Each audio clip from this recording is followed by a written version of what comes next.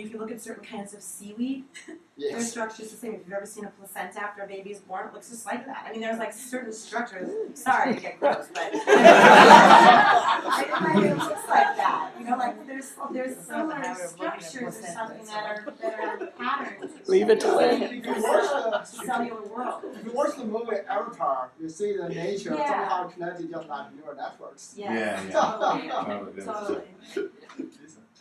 Well, the whole question of whether we're superior or smarter isn't scientifically sound. What is the evidence for that is that we've been the master manipulators. We have, because we are bipedal and because we have larger cortexes in our brains compared to other higher ordered animals, we've developed a more sophisticated way of communicating with people with humans outside of our general area, and we have a possible sun, so we're better at tool making.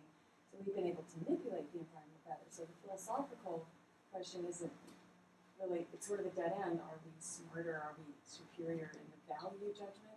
It's, if you're, I mean, this is what Bennett's looking at, what can we do? We have the tools and the wherewithal we need to use, you know, because brute strength, for example, you know, people have conquered other people not because they're smarter or better, it's because they're stronger, or you know, they have bigger rocks or bigger guns or something. So that's really the point. Arguing about whether we're superior to animals and smarter or better is Yeah, that's really right. You know, superior, you know, is really a vague question. Superior in what aspect?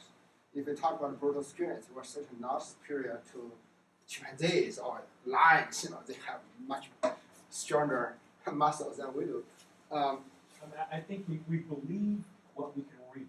You know, cheetah may have started the fire a long time ago, but because Thor wrote it on a cave, cavemen started, you know, inventing fire. We believe, you know, the Bible's written. We believe in the Bible because it was written. You know, and so it's like I think, you know, that's why we believe that everything as far as humans are concerned, we are far advanced because we can read it and write it. I think language is a huge part of it, and Right. you know, so it's something that I think for us, you know, we think Alexander Graham Bell invented the phone because it's written, but it's not true. So I think that plays a lot of it as far as our arrogance and believing that we are the higher species because it's something that we can read. And that's what Yeah, makes us I think advantage. once Dennett and also the philosopher Karl Popper mentioned that we are indeed superior in one thing, is that we can predict the future, and we can predict the future pretty well. And so far, we are the best at doing this kind of business. And animals, they can, to a degree, but they are not really consciously predicting the future.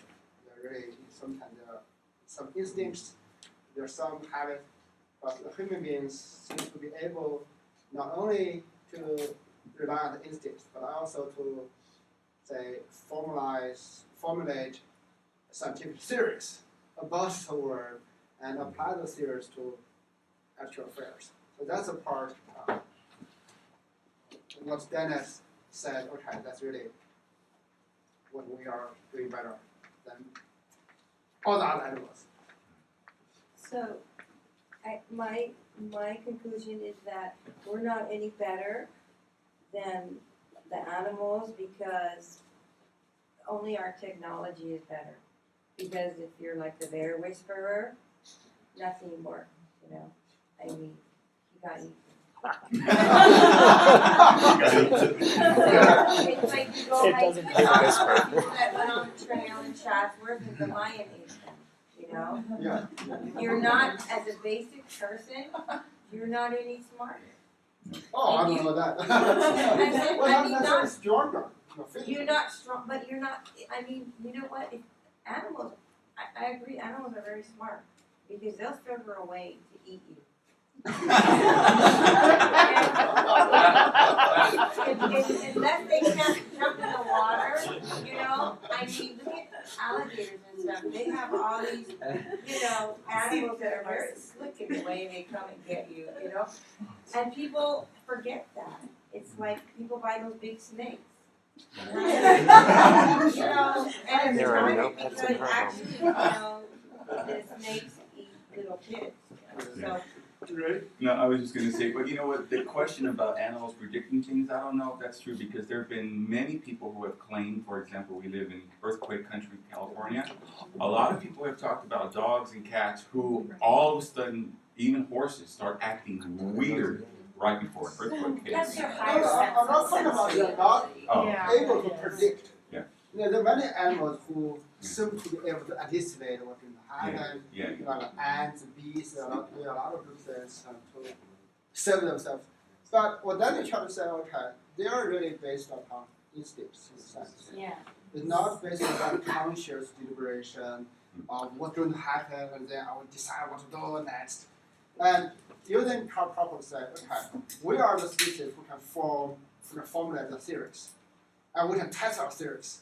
And we are the species who let the theory die for us. You know, if you have the wrong theory, you test it out, okay, the theory is wrong. You know, let the theory compete and the theory die for us.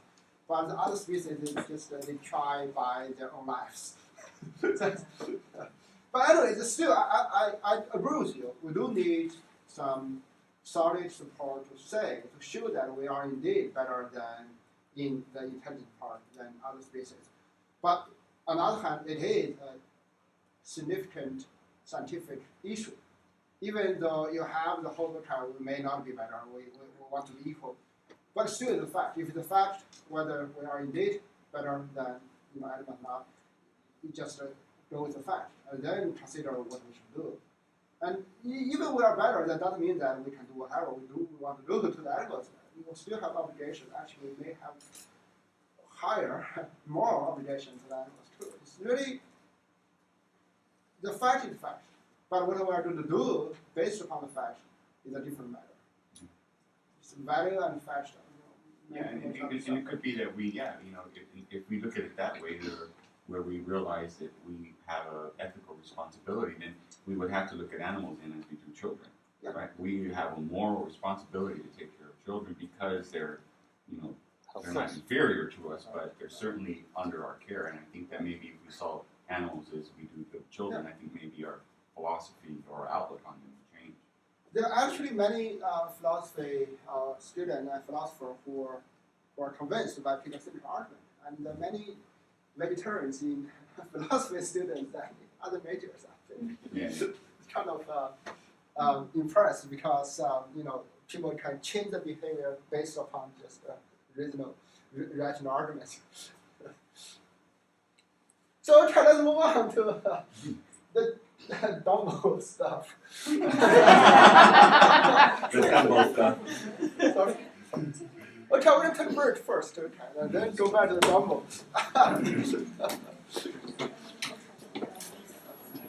Okay. An hour and 39 minutes. I will be right outside.